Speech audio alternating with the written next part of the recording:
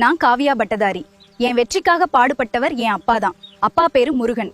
குடும்ப வறுமை காரணமா அவர் படிக்கல, கொத்தனார் வேலை செய்கிறார்.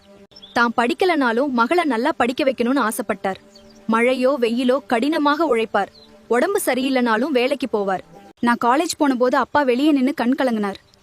ஒரு நாளும் நான் அவரை அப்படி பார்த்ததில்ல. நான் கடைசி ஆண்டு படிக்கும்போது அப்பாவுக்கு ஆக்சிடென்ட், கையில பெரிய காயம், அவரால வேலை செய்ய முடியல. குடும்ப வறுமை, படிப்பை நிறுத்திட்டு வேலைக்கு போறேன்னு சொன்னேன். நான் தான் படிக்கல, நீயாவது படிச்சு நல்ல வேலைக்கு போகணும்னு தான் நான் கஷ்டப்படுறேன். படிப்பை மட்டும் நிறுத்திடாதம்மா, வறுமையை கண்டு துவன்றாதான்னு சொன்னார். நீ படிச்சு பட்டம் வாங்கினா அப்பா நான் ஜெயிச்ச மாதிரின்னு சொல்லி கண் கலங்கினார். அப்பதாங்க என் அப்பா மனசுல இந்த காயம் வெளியே தெரிஞ்சது.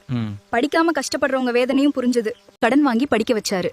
நானும் இரவு பகலா படிச்சேன். பட்டமளிப்பு விழா அன்று என் அப்பா முதல் வரிசையில உட்கார்ந்து கைத்தட்டினார். என் பேரை மேடையில சொன்னபோது அப்பா முகத்துல இருந்த சந்தோஷத்தையும் பெருமையையும் உலகத்துல எந்த பட்டமும் தர முடியாது.